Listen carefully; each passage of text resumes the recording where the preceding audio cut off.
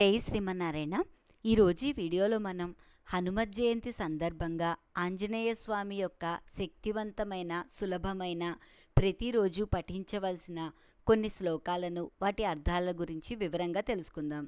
శ్రీరాముని భక్తుడు అమిత శక్తివంతుడు అయిన హనుమంతుడు వైశాఖ మాస శుద్ధ దశమి నాడు అంజనాదేవికి కేసరి అను వానర వీరునకు పరమశివుని అనుగ్రహంతో వాయుదేవుని యొక్క తేజస్సుతో జన్మించెను. హనుమంతుడు నిరంతరము శ్రీరామనామాన్ని జపిస్తూ ఉండడమే కాకుండా ఎక్కడ రామనామ స్మరణ జరుగుతుందో అక్కడ హనుమంతుడు ఉంటాడని పురాణాల ద్వారా తెలుస్తోంది. శ్రీరాముని ఆశీస్సులతో హనుమంతుడు చిరంజీవి అయ్యను.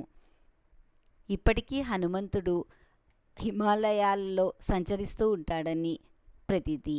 ఇప్పుడు మనం నిత్యం పఠించవలసిన హనుమంతుని యొక్క శ్లోకాలను వాటి అర్థాల గురించి తెలుసుకుందాం. మొదటిది శ్రీరాముని యొక్క ప్రార్థనా శ్లోకం. ఆపదామపహర్తారం దాతారం సర్వసంపదాం లోకాభిరామం శ్రీరామం భూయో భూయో నమామ్యహం. ఈ శ్లోకానికి అర్థం తెలుసుకుందాం.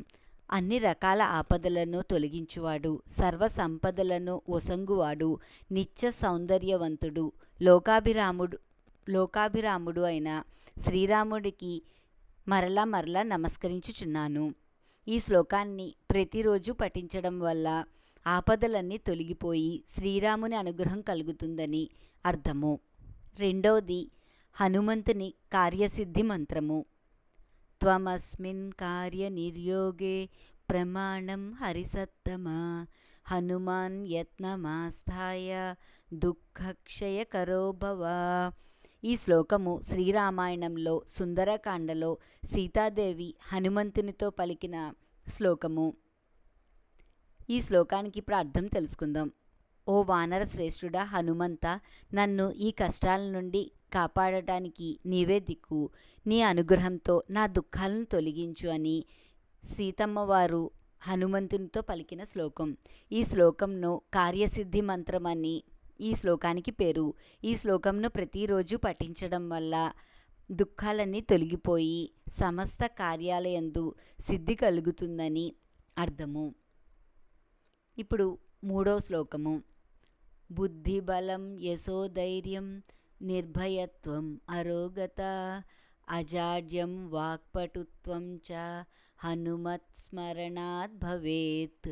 ఈ శ్లోకానికి అర్థం హనుమంతుణ్ణి నిత్యము స్మరణ చేయడం వల్ల సద్బుద్ధి, బలం, కీర్తి, ధైర్యము, నిర్భయత్వము, రోగరాహిత్యము, వాక్చాతుర్యము కలుగుతుంది. అందుచేత ఈ శ్లోకంను పిల్లలు పెద్దలు అందరూ ప్రతిరోజు పఠించడం వల్ల మంచి ఫలితాలు కలుగుతాయని ప్రతీతి. చివరి శ్లోకం ఆంజనేయ స్వామి యొక్క ద్వాదశనామ స్తోత్రం. ఆంజనేయ స్వామి ద్వాదశనామ స్తోత్రానికి ఎంతో ప్రాధాన్యత ఉంది. ఈ శ్లోకాన్ని ప్రతిరోజు పఠించడం వల్ల మృత్యుభయం తొలగిపోవడమే కాకుండా సర్వత్రా విజయం కలుగుతుందని ఈ శ్లోకానికి అర్థం. హనుమాన్ అంజనాసూనుః వాయుపుత్రో మహాబలః రామేష్టా ఫల్గుణశకః పింగాక్షో అమిత విక్రమః ఉదధిక్రమణశ్చైవ సీతాశోక వినాశకః లక్ష్మణ ప్రాణదాతా చ దశగ్రీవస్య దర్పః ద్వాదశాయితాని నామాని కపీంద్రస్య మహాత్మనః స్వాపకాలే పఠే నిత్యం యాత్రాకాలే విశేషతః తస్య మృత్యుభయం నాస్తి సర్వత్ర విజయే భవేత్. ఈ ఆంజనేయ స్వామి యొక్క ద్వాదశనామ స్తోత్రాలను ప్రతిరోజు పఠించడం వల్ల మృత్యుభయం కూడా తొలగిపోతుందని అర్థము. ఈ శ్లోకంలో 12 నామాల గురించి తెలుసుకుందాం. హనుమంతుడు అంజనాసుతుడు, వాయుపుత్రుడు, మహాబలుడు, రామునికి ఇష్టమైన వాడు, ఫల్గుణ శకుడు అనగా అర్జునునికి ప్రియమైన వాడు, పింగళాక్షుడు, అమిత విక్రముడు అనగా అమితమైన శక్తివంతుడు, ఉదధిక్రమణ అనగా సముద్రాన్ని దాటినవాడు, సీతాశోక వినాశక అనగా సీతాశోకంను నాశనం చేసినవాడు.